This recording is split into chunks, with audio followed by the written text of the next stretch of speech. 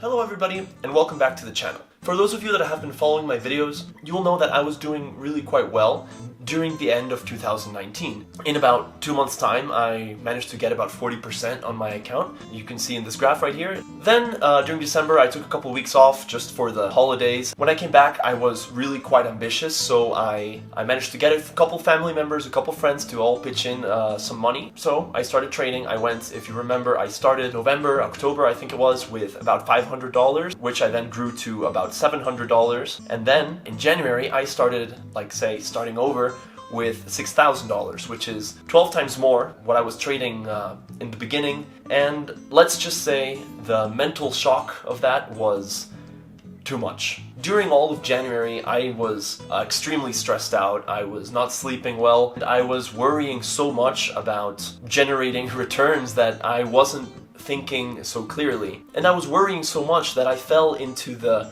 trading psychology trap. Essentially, having a solid trade setup, the price moves against you a little bit, you cut it short, even though all the logic behind it is correct. Adding to a losing position because you're just kind of hoping that the market will turn around in your favor. And after a couple of losses, just changing your position size, pumping up the leverage, trying to claw back out of the hole, which essentially, if you're in that mindset, it only digs the hole deeper. So after a very stressful and very, let's say, unhappy January, my returns on that portfolio looked like this. And as you can see, towards the end is where it got really bad. So anyways, what I did is I took the money out, took a deep breath. I decided to take about a week just to watch pretty much every single video and resource that I could find online on trading psychology. Essentially take it as a hit, but as a lesson. After stabilizing and educating myself, I came back and I started again with a smaller account, bigger than before, but not as ambitious as in January. I start again with $1,000. Today is Valentine's Day. It is the end of my first week trading with this new capital. I'm wearing red, as you can see, because I'm celebrating Valentine's Day. And I'm closing the week with a profit of about 4.5%, which looked like this. Let me walk you through it. Starting Monday, it was a relatively quiet day. I held a pound US dollar long for a couple of hours, but essentially it didn't really go anywhere, so I decided better to just close it. Tuesday was a good day because Monday, the coronavirus reported a smaller number than what had been being reported before. Essentially, this indicates that the coronavirus was, let's say, reaching its peak, because every day less and less reports. This resulted in a very risk-positive market for pretty much all of the Tuesday session. Risk-positive setting is very good for trading the Australian dollar against the yen, because the Australian dollar is a high beta currency and the yen is a safe haven. So going long on the Australian dollar versus the yen during a risk-on sentiment, it's a pretty clear trade as long as nothing happens to change the risk sentiment, which means you do have to stay on top of it, paying attention to what's happening in the markets. You can't really leave, right? Now, those risk sentiment trades were really quite clear on Tuesday, and they were the ones that we took right here, that you can see in the picture. Then on Tuesday evening, we had what was easily the biggest and easiest and clearest trade of the whole week, which was the interest rate decision and statement coming from the RBNZ. Now, in the currency research tab of the terminal, it was listed as the week's top trading opportunity. So going in there, we managed to know exactly what to look for, what kind of things to expect in order to know which trades to place. New Zealand has been having some very good economic indicator reports over the last couple of weeks, but there is always the risk of coronavirus. So essentially what we were looking for in the statement of the bank is for them to either downplay their positive economic indicators and put emphasis on the potential risk of the coronavirus, or the opposite, which would be to say, we've been having so many good numbers lately, so we are positive and the coronavirus is probably not a big deal. So essentially those were the two kind of things we were looking for, and what we got was them being very positive. And here's a video of that trade, specifically as it happened and how I took it using the squawk setting on the Forex source terminal. So unchanged, so RBNZ keeps the official cash rate unchanged as expected. RBNZ says employment is at or slightly above its maximum sustainable level, says overall impact of coronavirus on New Zealand will be of a short duration.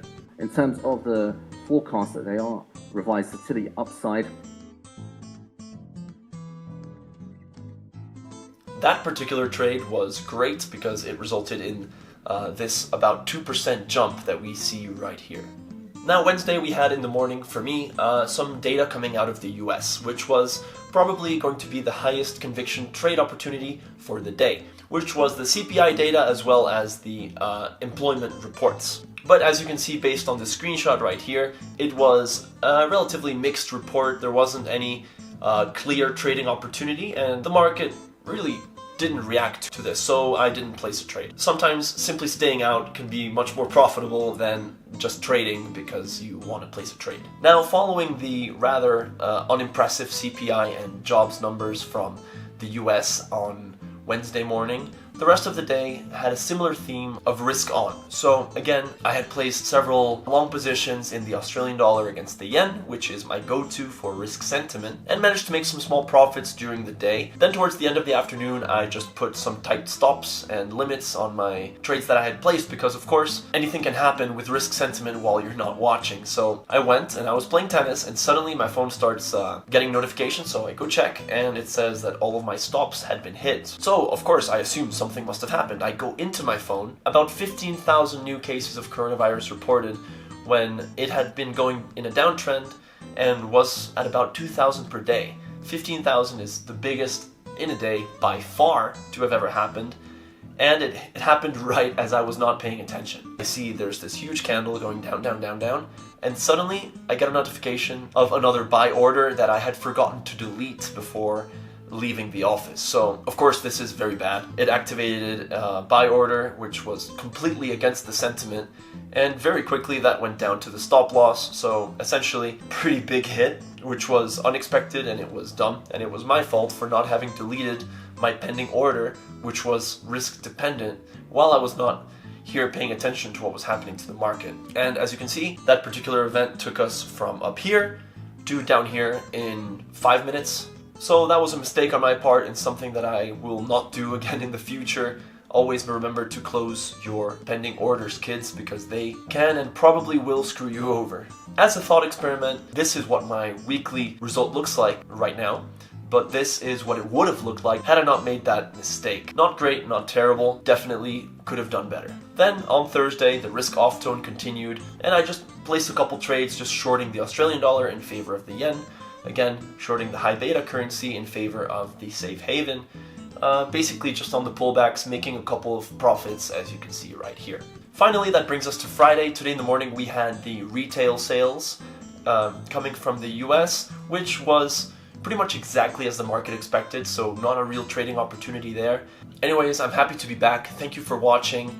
Again, if you have any questions, comments, or want me to make a video about anything, leave comments down below. I'll be sure to get back to them. I hope you had a good Valentine's Day. I'm sure it's already over by the time you see this video, and I will see you again next week.